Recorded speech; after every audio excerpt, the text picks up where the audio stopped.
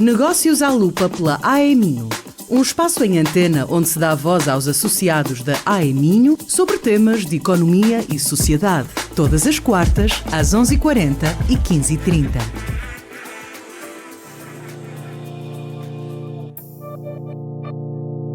Olá, sejam muito bem-vindos ao Negócios à Lupa pela AEMinho. Chegamos à reta final de 2024 e dezembro é mês de balanço e também de desejos. Começamos por ouvir neste podcast o que pede o Presidente da Associação Empresarial do Minho para 2025, Ramiro Brito. Seja muito bem-vindo mais uma vez aqui ao Negócios à Lupa. Quais são então os desejos para o próximo ano? Muito boa tarde.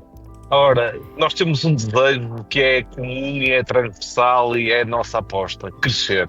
O nosso maior desejo é que consigamos crescer como comunidade empresarial, consigamos que as nossas empresas cresçam, que prosperem, que consigam afirmar-se em mercados fora do país e consigam de facto evoluir com este foco no crescimento tão necessário para as empresas da região e do país. Falando de futuro e com o Orçamento do Estado para 2025 aprovado, que medidas terão mais impacto no setor empresarial com este documento? Esperava-se um documento que fosse mais além ou corresponde às expectativas dos empresários? Honestamente, esperava-se um documento que fosse muito mais arrojado e bastante mais além. Eu costumo dizer que este Orçamento de Estado tem, e a leitura, o impacto real que ele vai ter nas medidas que são mais faladas, nomeadamente o IRC e o IRS, é muito reduzido. No caso do IRC é praticamente nulo. Agora, aquilo que nós identificamos aqui, a forma como nós interpretamos as opções que foram tomadas neste orçamento é mais como um manifesto de intenções. Ou seja, queremos acreditar que o Governo tem no seu racional, no seu pipeline de atividades e de opções para o futuro, um compromisso com uma redução efetiva da carga fiscal sobre as empresas e sobre o trabalho, e tem de facto um compromisso também com incentivos ao crescimento económico, com investimento estruturado na economia. Se me pergunta se eu tenho muitas expectativas em relação ao impacto real e direto do Orçamento de Estado na economia, eu digo já que tenho muito poucas. Não acho que vá ter um impacto por si só estrutural. Olho para ele, no entanto, como um orçamento de compromisso de que o Governo vai, num próximo orçamento, ser aí sim bastante mais concreto, arrojado e estrutural nas opções que vai fazer. Mas isso significa que o próximo ano pode ter aqui algumas dificuldades acrescidas para os empresários e até para a própria economia do país? Nós vivemos um clima de alguma incerteza. Apesar da percepção genérica de prosperidade e de crescimento, que de facto existe no seio das empresas, naqueles que todos os dias planeiam a sua atividade a 6 meses ou a 1 ano, existe aqui alguma incerteza por diversas razões, e algumas delas têm a ver com a própria conjuntura internacional e não apenas com a nossa conjuntura nacional. Eu diria que no próximo ano nós temos a expectativa, como temos sempre, de que consigamos, como empresários, trilhar o nosso próprio caminho, apesar das circunstâncias.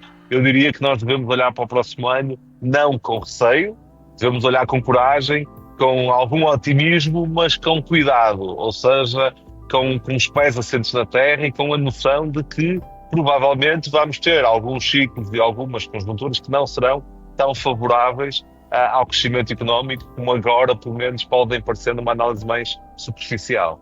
E agora, fazendo uma retrospectiva, que balanço se faz para do ano de 2024 para as empresas do Minho? Ora bem, o ano 2024 foi, como todos os portugueses sabem, e os minhotos não são exceção, um ano de mudanças, de incertezas, de alguma instabilidade política que criou momentos de estagnação na economia.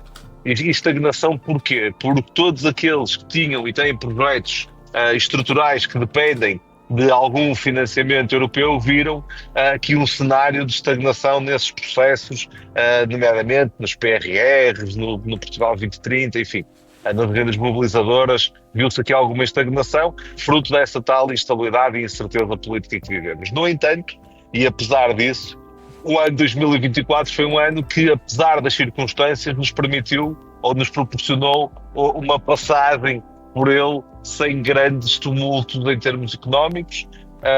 Não sei se não vamos no primeiro trimestre de 2025 ainda sofrer algumas ondas de choque daquilo que são setores da atividade económica mundial e que afetam Portugal, que estão a sofrer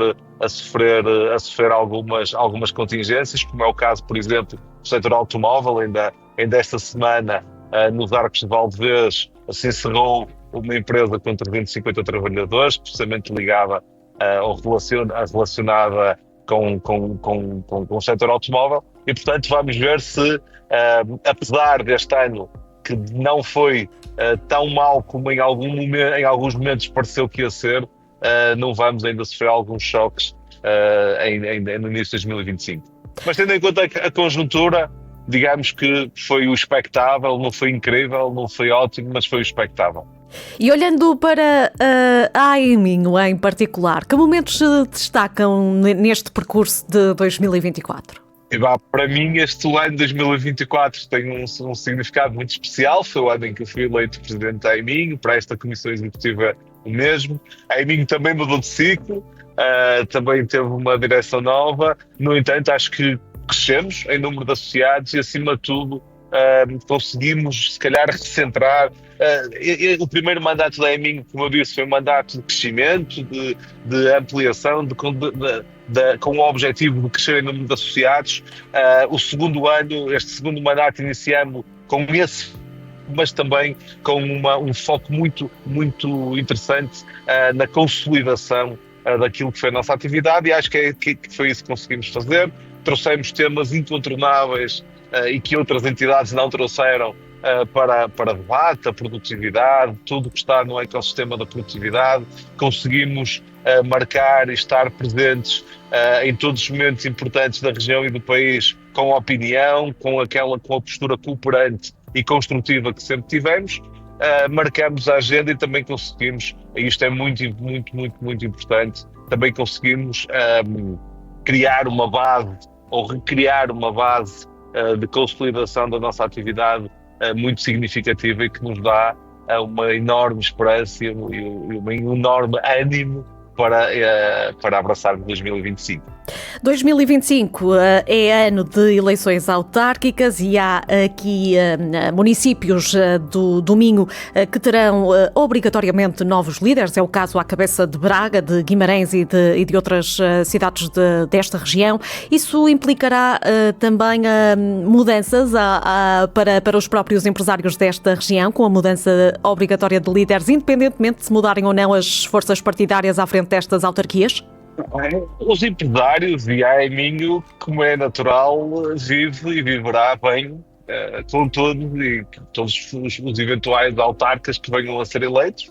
Os anos de eleições são sempre anos com algumas características diferentes. Não tenho a ideia que possam impactar ou que tenham impacto necessariamente na atividade económica das empresas, pelo menos das nossas associadas. Agora, como é evidente, todos os ciclos de mudança tem um período de adaptação, o que eu chamo quase o onboarding dessa mesma mudança. Mas eu diria que nós, a Aiminho, os empresários do Minho, como qualquer entidade que vive em democracia, está plenamente plenamente ambientada, preparada e tranquila com essas alternâncias democráticas que fazem parte da própria vida em democracia. Portanto, não vejo nenhuma circunstância menos positiva para nós, nesse sentido. Ramiro, muito obrigada. Aproveito para desejar um santo e feliz Natal e votos de um excelente 2025. Muito obrigado, e mesmo para si e para os ouvintes da RUM. Vamos agora à agenda da AE Minho para o mês de dezembro, que arranca logo no dia 2, com uma reunião do Conselho Geral às 5 da tarde. No dia seguinte, 3 de dezembro, às 11h30, há Speed Talk com a Dribbble sobre como reforçar o posicionamento da sua marca em 2025. No dia 12, às 5h30 da tarde, decorre a Assembleia Geral da Associação Empresarial do Minho. E assim que fecho o primeiro episódio de dezembro, estou de regresso com Negócios à Lupa pela AE Minho na próxima semana. Até lá. Negócios à Lupa pela AE Minho. Saiba mais em ae-minho.pt e acompanhe a atualidade através das redes sociais em facebook.com/Associação Empresarial do Minho e no LinkedIn AE Minho.